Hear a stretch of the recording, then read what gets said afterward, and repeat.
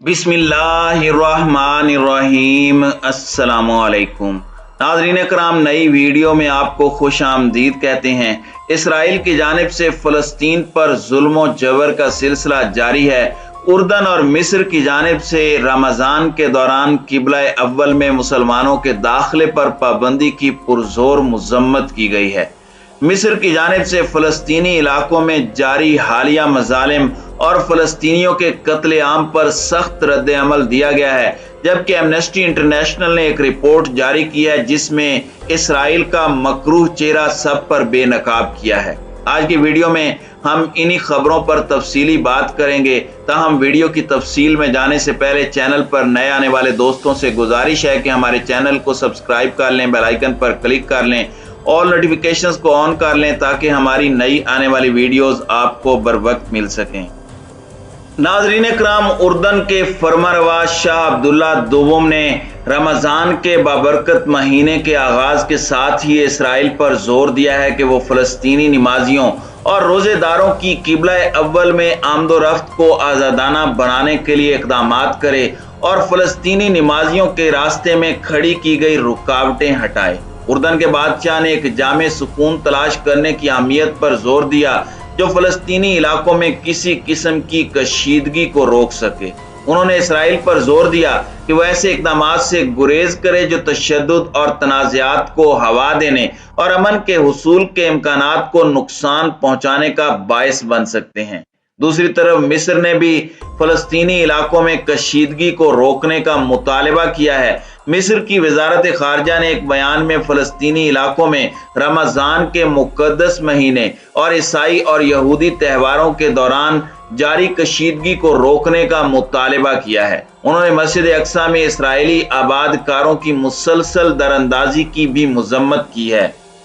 नाज़रीन कराम, इंसानी हुकूक के आलमी इदारे एमनेस्टी इंटरनेशनल का कहना है कि इसराइल के मकबूजा और इसराइली इलाकों में फ़लस्तीनियों के हवाले से ऐसे कवानीन और पॉलिसियाँ अपना रखी हैं जो नस्ल परस्ती यानी अपार्थाइड के मुतरादिफ हैं। एमनेस्टी इंटरनेशनल की ताज़ा रिपोर्ट में इल्ज़ाम लगाया गया है कि इसराइली रियासत फ़लस्तीनी आबादी के हवाले से धौंस और गलबे की ऐसी पॉलिसी अपनाए हुए है जो यहूदी आबादी के मफाद में है। आलमी कवानीन के तहत नस्ल परस्ती को इंसानियत के खिलाफ जुर्म तस्वुर किया जाता है। इसराइल के दफ्तर खारजा ने एमनेस्टी इंटरनेशनल की रिपोर्ट को झूठ तजादात का मजमुआ करार देते हुए रद्द किया है।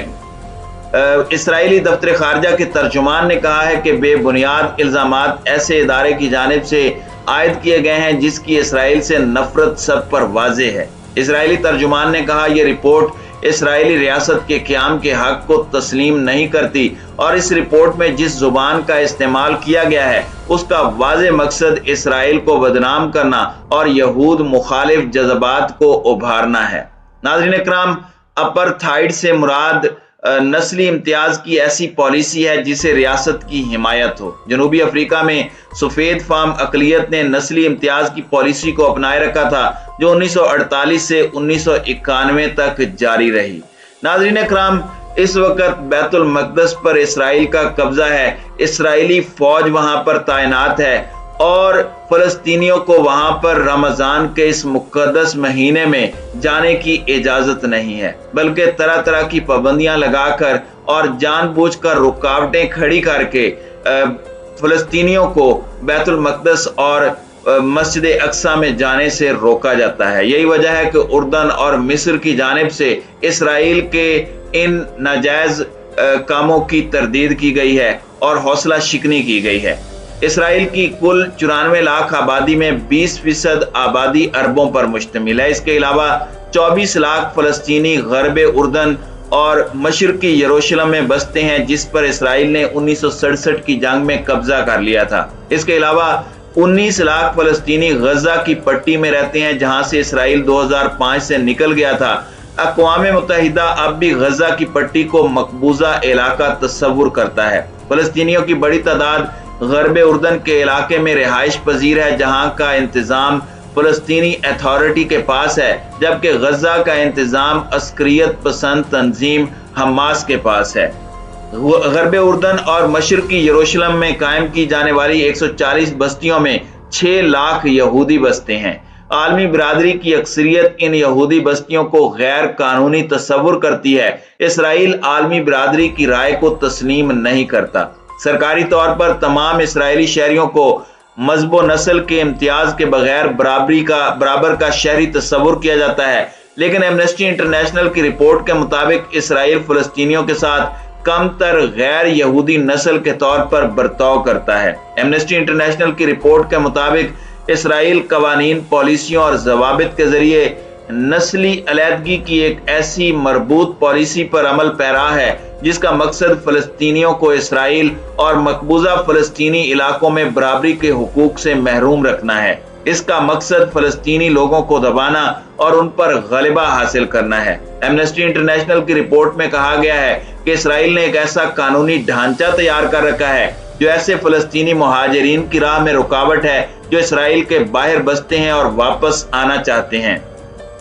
ناظرین کرام، اقوام متحدہ کے مطابق 1948-1949 میں اسرائیل کے قیام کے وقت سے بے گھر ہونے والے فلسطینی اور ان کی آل اولاد کی تعداد 53 لاکھ ہے جو واپس اپنے سابقہ گھروں میں جانے کا حق جتاتے ہیں۔ اسرائیل کا کہنا ہے کہ اگر ایسا کیا گیا تو وہ آبادی کے لحاظ سے مغلوب ہو جائے گا اور یہودی ریاست کا وجود خطرے میں پڑ سکتا ہے۔ اسرائیل کا کہنا ہے کہ تمام شہریوں کو برابر کے حقوق حاصل ہیں اور ان کے ساتھ نسل یا مذہب کی بنیاد پر تفریق نہیں کی جاتی۔ ایمنسٹی انٹرنیشنل کی رپورٹ میں کہا گیا ہے کہ فلسطینی آبادی کو ٹکڑوں میں بانٹنے کی اسرائیلی پالیسی میں جبر بنیادی عنصر ہے، جبکہ اس پالیسی کے دوسرے اجزاء میں فلسطینیوں کو شہریت اور سکونت کا حق دینے سے انکار، نقل و حرکت کی آزادی پر قدغنیں اور وسائل تک رسائی کو روکنا شامل ہے۔ ایمنسٹی انٹرنیشنل کی رپورٹ میں کہا گیا کہ اس نے اسرائیل کے فلسطینیوں کے خلاف ایسے غیر انسانی اقدامات جن میں حراست، تشدد، غیر قانونی ہلاکتیں، شدید ضربات اور بنیادی آزادیوں پر قدغنوں کی شہادتیں جمع کی ہیں، جن کا مقصد ایسے نظام کو برقرار رکھنا ہے جو انسانیت کے خلاف جرائم اور نسل پرستی کے مترادف ہیں۔ ایمنسٹی انٹرنیشنل کے سیکرٹری جنرل مسز ایگنس کالامارڈ نے عالمی ایکشن کا مطالبہ کیا ہے۔ ایمنسٹی انٹرنیشنل کی سیکرٹری جنرل نے کہا کہ 10 لاکھ لوگوں کے خلاف نسل پرستانہ جبر پر مبنی اس نظام کا کوئی جواز نہیں ہے۔ عالمی برادری کو اسرائیل کی نسل پرستی کی حقیقت کو تسلیم کرتے ہوئے انصاف کے حصول کے راستے ڈھونڈنے چاہیے جو ابھی تک تلاش نہیں کیے گئے۔ دوسری جانب فلسطین کے وزیر اعظم محمد اشتیہ نے اسرائیل کو حالیہ دنوں میں علاقے میں بڑھتی ہوئی کشیدگی کا ذمہ دار ٹھہرایا ہے اور بین الاقوامی برادری سے اپنی ذمہ داری پوری کرنے کی اپیل کی ہے۔ محمد اشتیہ نے ہفتہ وار کابینہ اجلاس کے افتتاحی خطاب میں حالیہ دنوں میں علاقے میں بڑھتے ہوئے تشدد کے واقعات پر بات کی ہے۔ انہوں نے کہا کہ اسرائیل کی طرف سے قتل، تشدد اور جرائم کے ارتکاب کے لیے آبادکاروں کی حوصلہ افزائی جیسے اقدامات علاقائی سلامتی اور استحکام کے لیے شدید خطرہ ہیں۔ اشتیہ نے کہا ہے کہ اسرائیل کے تحریکی اقدامات کو روکنے کے لیے بین الاقوامی برادری کو مداخلت کرنی چاہیے۔